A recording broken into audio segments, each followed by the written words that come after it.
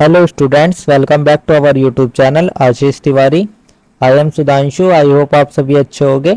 आज की हमारी वीडियो तुलनात्मक राजनीति विश्लेषण में अवधारणाएं सब्जेक्ट पर रहने वाली है, जिसमें मैं आपको फिफ्थ यूनिट के इंपॉर्टेंट टॉपिक शॉर्ट्स में एक्सप्लेन करूंगा। इससे पहले की वीडियो में हमने फोर्थ यूनिट के इंपॉर्टेंट टॉपिक शॉर्ट्स में एक्सप्लेन किए थे। अगर आप हमारे चैनल पर फर्स्ट टाइम विजिट कर रहे हो तो चैनल को जरूर सब्सक्राइब कर लीजिएगा, जिससे आने वाले और चैप्टर्स की वीडियो की नोटिफिकेशन आपको टाइम पर मिले। तो आज की वीडियो में मैं आपको बीए ऑनर्स राजनीति विज्ञान सेमेस्टर फोर्थ का जो आपका अनुशासन विशिष्ट कोर पाठ्यक्रम है, बीएससी 11 का सब्जेक्ट है तुलनात्मक राजनीतिक विश्लेषण में अवधारणाएं, जो कि आपका फोर्थ क्रेडिट का कोर्स होता है और ये आपका बीए ऑनर्स राजनीति विज्ञान सेमेस्टर फोर्थ में होता है। अगर आप किसी भी courses BA honours, BA programme, BCom honours, BCom programme और किसी भी सेमेस्टर से बिलोंग करते हो और आपके पास तुलनात्मक राजनीतिक विश्लेषण में अवधारणाएं सब्जेक्ट है, तो आप सब ये वीडियो देख सकते हो, क्योंकि सभी का सिलेबस सेम होता है। तो चलिए अब हम आपकी यूनिट नंबर 5 स्टार्ट कर लेते हैं। तो आज की जो आपकी यूनिट रहने वाली है वो आपकी यूनिट नंबर 5 रहने वाली है, जिसमें कि हम आपका राज्य और शासन के प्रकार के बारे में पढ़ेंगे, जैसे कि पूंजीवादी, कल्याणकारी, लोकलुभावन और सुरक्षा राज्य। तो चलिए इसकी भी हम आपकी एक छोटी सी प्रस्तावना देख लेते हैं, देन आपका आगे का चैप्टर स्टार्ट करते हैं।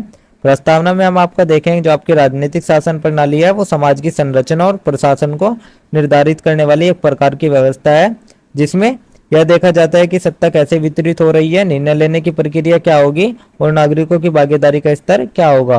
जो आपकी ये शासन प्रणाली है ये आपके विभिन्न आधारों पर बढ़ती है, जिसमें ये आपकी हमने एक छोटी सी प्रस्तावना देख ली। अब हम आपका राजनीतिक शासन की प्रकृति का अध्ययन, चुनौतियां एवं उद्देश्य देख लेते हैं। तो सबसे पहले हम आपकी मुख्य चुनौतियां देख लेते हैं, जिसमें आपका सबसे पहला आता है सत्ता के दुरुपयोग की संभावना। क्या सत्ता सीमित है या निरंकुश, इस पर ये आपकी एक चुनौती के रूप में आ जाता है। सेकंड आपका नागरिक अधिकारों की रक्षा, जो सरकार होती है वह जनता के अधिकारों की रक्षा कर पा रही है या नहीं है, यह आपकी एक चुनौती आ जाती है। थर्ड आपका नीति निर्माण की प्रक्रिया, लोकतांत्रिक भागीदारी सुनिश्चित है, सत्ता केंद्रित है।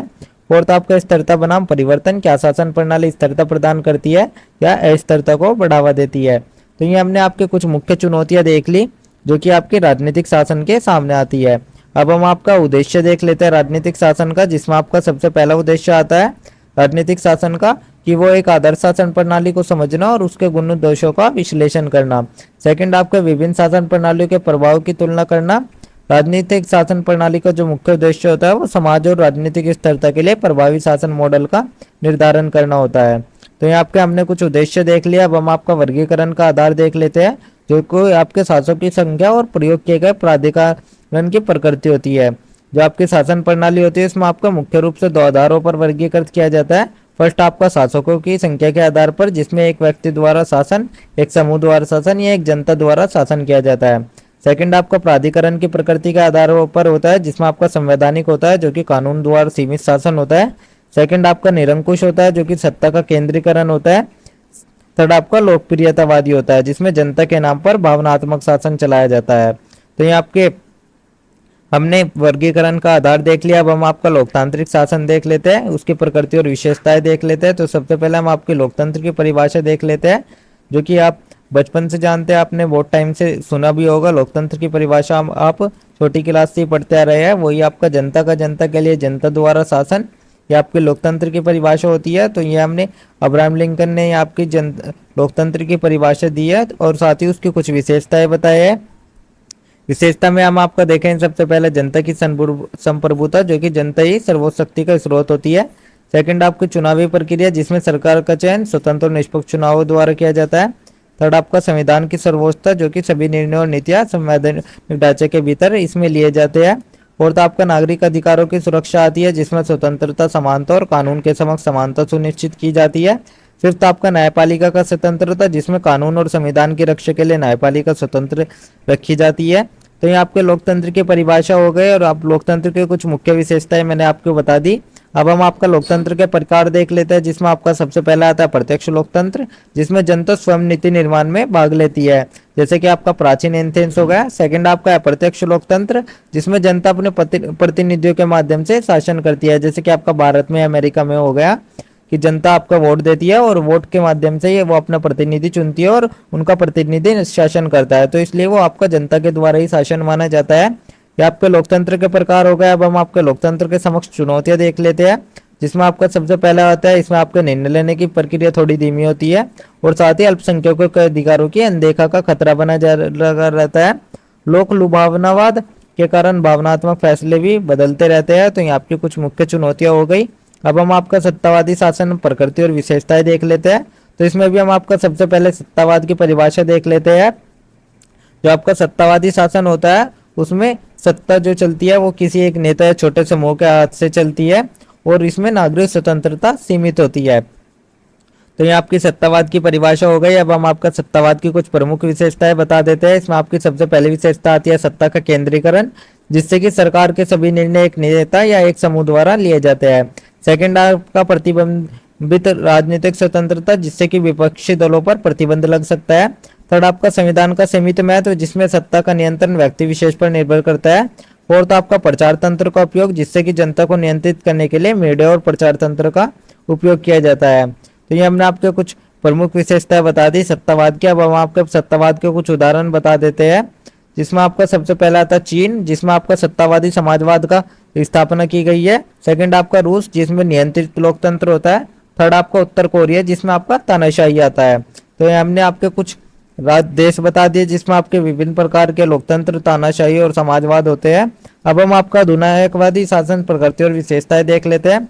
तो सबसे पहले हम ऐसे ही आपके अधिनायकवाद की परिभाषा समझ लेते हैं। जो आपका अधिनायकवाद सत्तावाद होता है, जो आपका अधिनायकवाद होता है वो आपका सत्तावाद से भी कठोर होता है, क्योंकि अधिनायकवाद में सरकार न केवल राजनीतिक बल्कि सामाजिक और व्यक्तिगत जीवन को भी नियंत्रित करती है। सत्तावाद में तो आपका सरकार राजनीति को कोई नियंत्रित करती थी, अधिनायकवाद में सरकार राजनीतिक को भी देखेगी, साथ साथ सामाजिक और व्यक्तिगत जीवन को भी नियंत्रित करती है। तो ये आपके अधिनायकवाद की परिभाषा हो गई। अब हम आपके अधिनायकवाद की कुछ प्रमुख विशेषताएं देख लेते हैं, जिसमें आपका सबसे पहला आता है व्यक्ति पूजा, जो कि नेता को ऐसी शक्ति प्राप्त होती है जैसे कि हिटलर, स्टालिन। सेकंड आपका राजनीतिक दमन, जिसमें कोई भी विरोध सहन नहीं किया जाता है।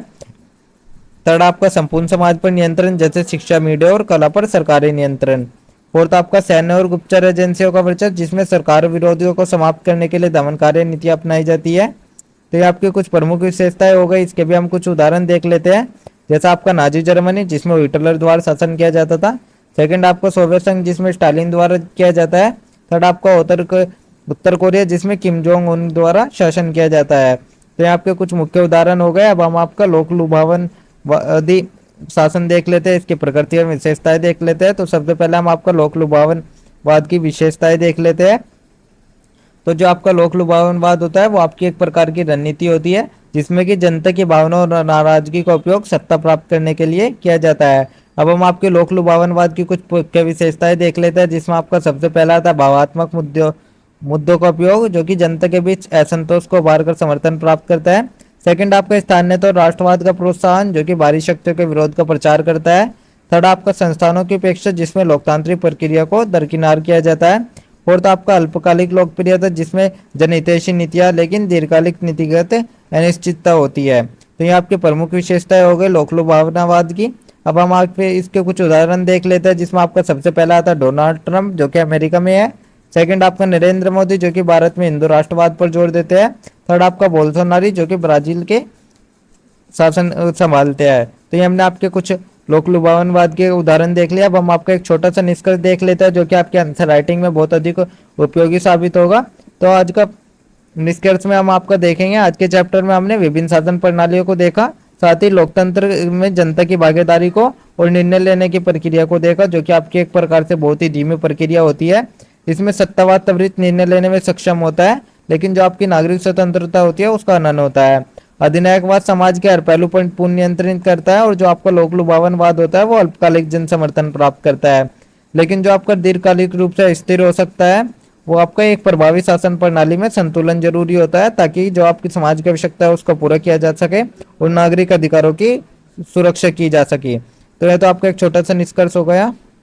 यहीं पर मैं आप सभी स्टूडेंट से क्वेश्चन पूछता हूं, जिसका आंसर आप सभी स्टूडेंट कमेंट बॉक्स में शॉर्ट्स में जरूर बताइएगा। तो आज का हमारा क्वेश्चन यही रहने वाला है, जो आपका लोक लुभावनवाद है उसका आप एक उदाहरण बताइएगा। आप सभी स्टूडेंट कमेंट बॉक्स में शॉर्ट्स में अपना आंसर जरूर दें।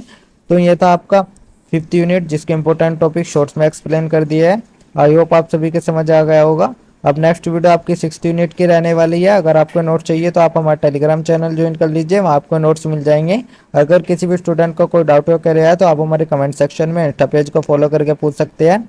एंड डेली अपडेट्स के लिए आप सभी हमारा व्हाट्सएप चैनल ज्वाइन कर लीजिए। Thank you, have a good day.